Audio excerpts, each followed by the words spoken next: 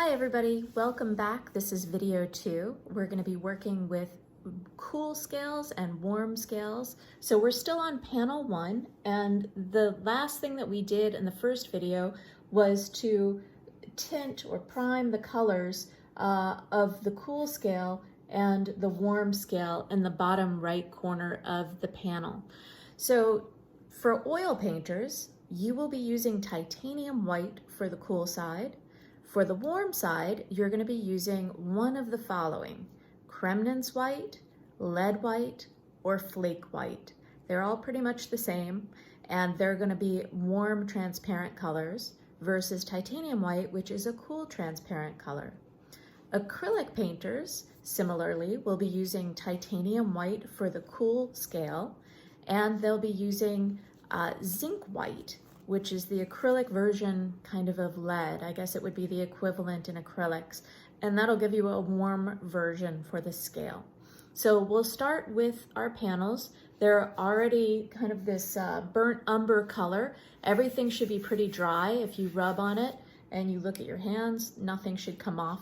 And we did this a couple of days ago in video 1, or at least I did it a couple of days ago in video 1. So if you've waited 48 hours or so, you definitely have a dry panel at this point, and we can paint right on top of it. So I'm going to show you what it looks like. What I have on my palette right now is I'm using, let me turn around real quick. I am using Michael Harding's titanium white. I have a little sample of it, and I'm just going to go ahead and use it up. So titanium white, this is going to be my cool white. It looks kind of blue when you put it on. And then I'm also using Blue Ridge Oil Cremnitz white for my oil colors. And if you look in the description of the video, I'm also going to list everything that I use in each video. So if you see this and you're like, wait, what did she say she was using? Just go down underneath the video and read the description, and I'll have everything in there, okay? All right, so I'm gonna throw up a photo real quick so you can see how my palette is laid out and see the difference between the two, and then we'll get started.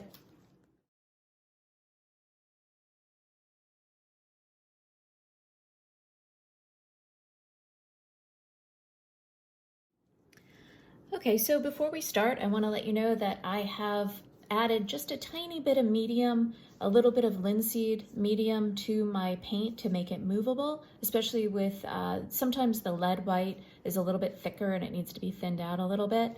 So I added just a touch to it to get it movable. I'm gonna start with the cool scale. So I'm gonna start with titanium white, and I'm gonna go ahead and step out of this frame real quick and just move this in so you can kind of see what I'm doing a little bit closer up. Okay, so I'm going to take my cool scale, which is titanium white, and I'm using a hog's hair bristle brush, and I'm going to use this. I'm not doing it right in the center because this is actually part 1 of 2 different exercises. So within the square, within this rectangle. So I'm just going to start on the left side, and we'll start with titanium white, and I'm just going to do like kind of scrub it on here really thin because I want you to see what it looks like. Thin going to thick. This is actually a little bit too much, so I'm going to grab my blue towel and I'm going to wipe off excess because I really want to kind of scrub this down to create a value scale. Okay, so this is pretty much my first value, and I'm really making it very thin. You should be able to see your tone come through. The toning that we did in the previous video, that should come through pretty easily. Okay, that looks pretty good. I may even take my cloth and just rub it out just a little bit more so I can get that first value. Okay, that looks pretty good. First value is done, and now I'm going to grab another little bit here, and I'm just going to stay on this path, and I want this to be a little bit more opaque, but I want to see a color shift, like not a color shift, but a value shift rather, since we're doing a value scale. This is a little bit more opaque than the previous one.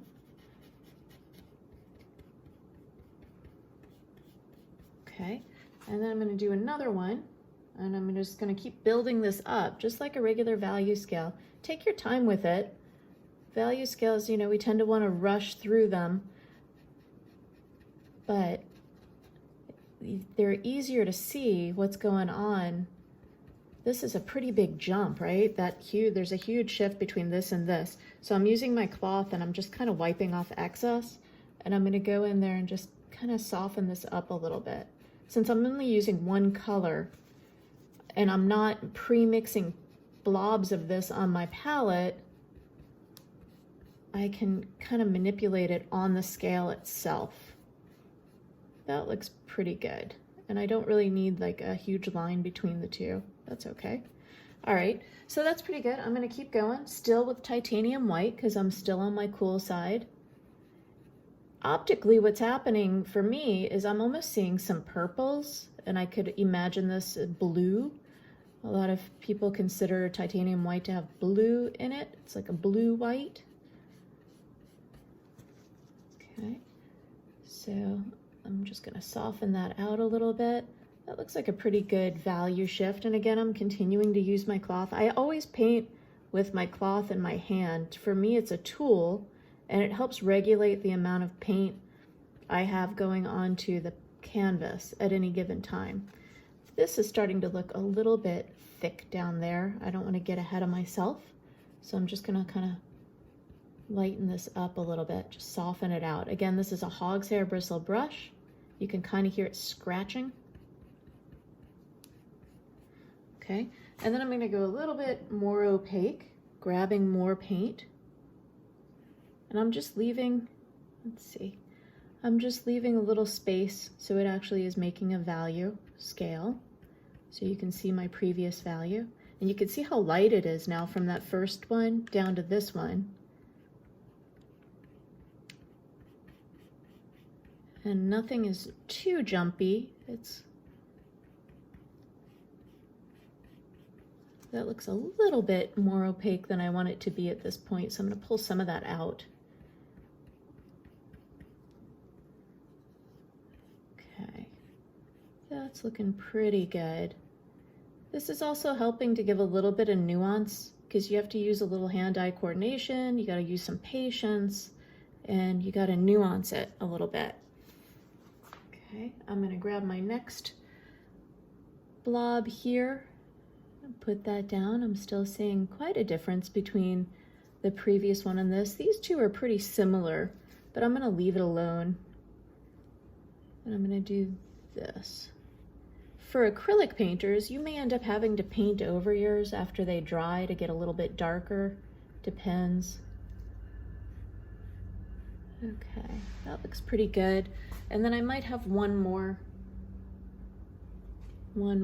Let's see what this does. And we'll make this one my most opaque.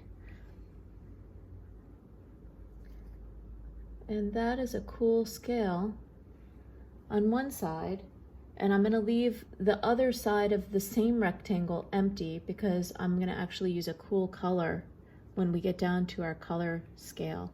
Okay, so that'll give you an idea of the cool side of the value scale. And up next, we'll do the warm side. But first, I'll give you a close-up view of this.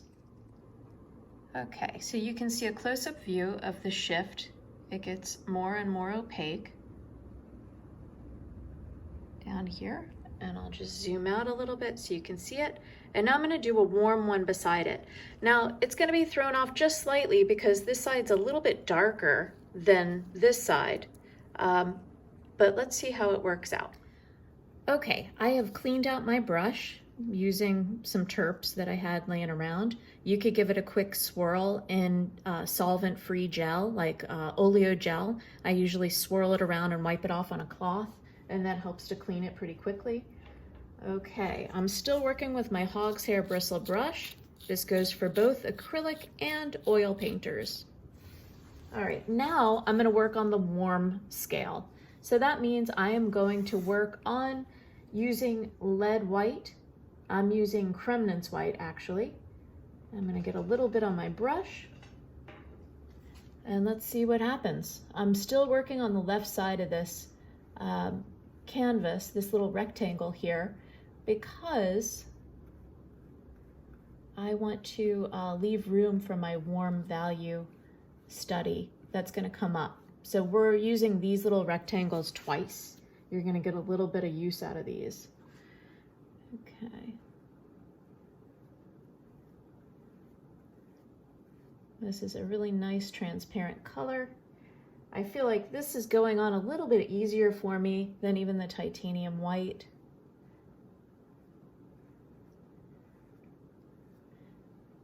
Acrylic painters might find that you get kind of a more consistent stroke. It won't be as difficult to manipulate. But you may have to wait for drying times, so that's something to consider.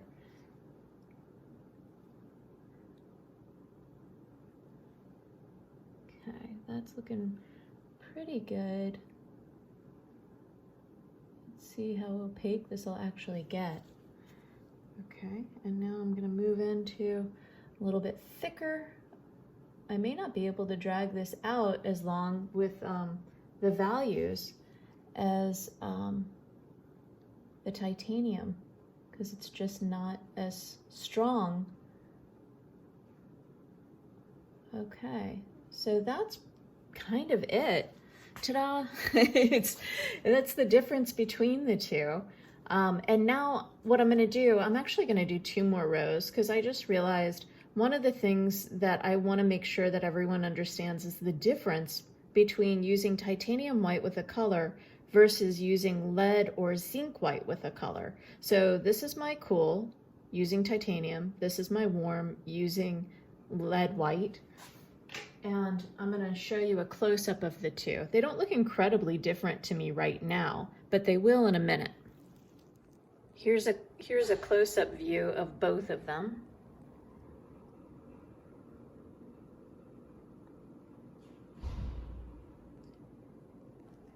Okay, now let's see what happens when we mix each of these with a color. Okay, so here I've mixed up 4 values using pyrolle red. This is my red over here. You can see it right on this side. And what I did was, this is my lead white, and I've mixed it in a little bit of that red to make that color, a little bit more red, a little bit more red, a lot of red. And then here's my titanium white pile, and I've mixed a little bit of that red, a little more of that red, a little bit more of that red, and a lot of that red. And now we're going to see what it looks like on the scale on our canvas.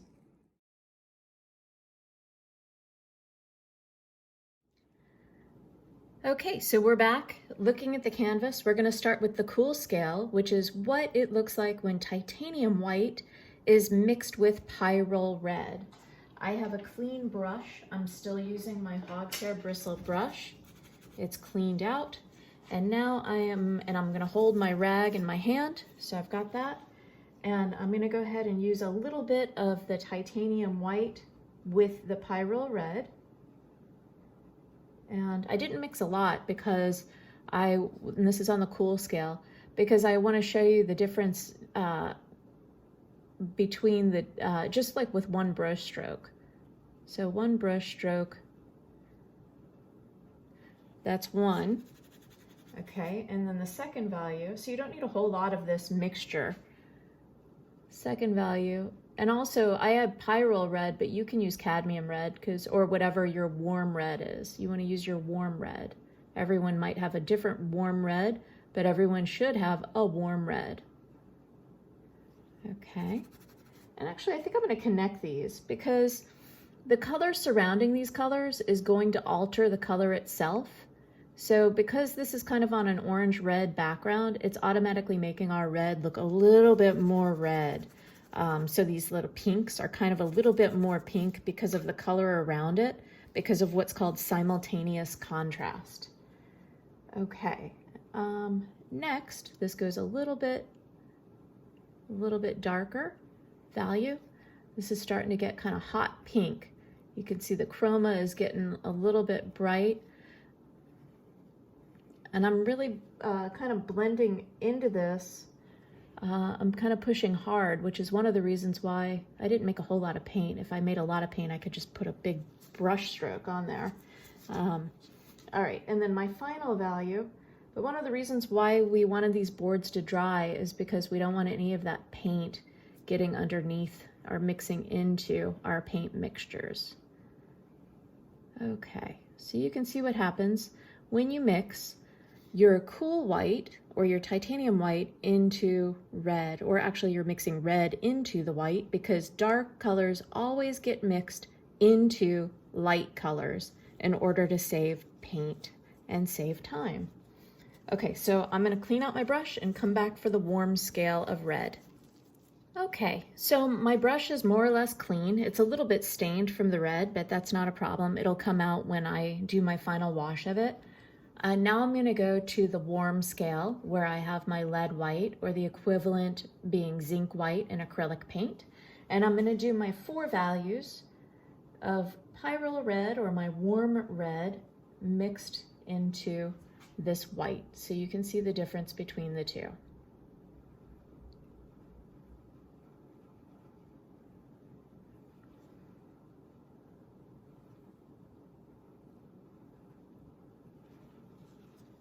That's value 1. Here's value 2.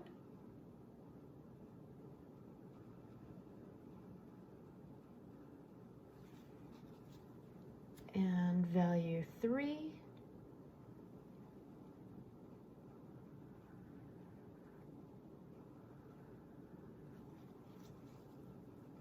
And value 4, which pretty much goes right up to the red that I started with, the pyrolle red. So you can see where the cool white, the titanium white, mixes with red, it kind of starts going a little bit blue on the blue side of things. This is where you can really see the difference between titanium white and zinc or lead white, the difference between cool and warm. This scale looks very cool. It looks like it has a lot of blues in it. And this is white, the titanium white mixed with red is almost turning it pink. It's like bubblegum pink or Pepto-Bismol pink. And it kind of makes this very pinky, milky looking scale.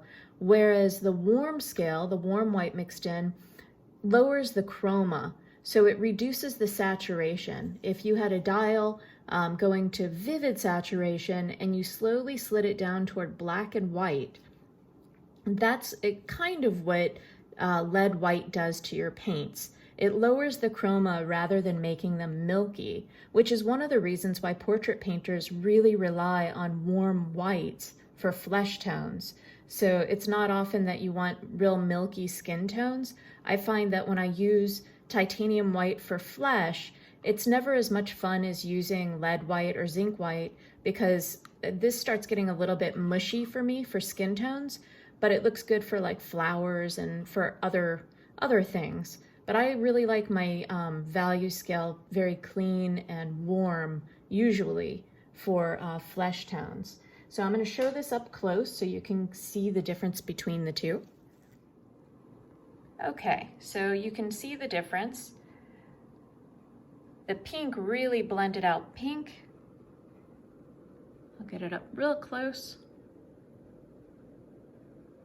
Whereas the warm kind of just lowered the chroma.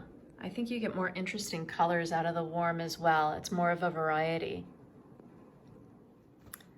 Okay, so that's it for today. We're gonna come back for this last little bit when we get into our color sphere, and that'll be in a later video. So for now, this is just one of those little mini practices, and we're gonna start building up to something a little bit more complex. So now you should know the difference between your warm and your cool white, and how it affects color and what it looks like on a toned canvas. So slight differences, and they have different uses later on in painting, but it's good to know the difference between the two of them to start with. Okay, and if this is really super easy for you and you already know all of this, we're getting ready to jump into something a little bit more complex with the next video.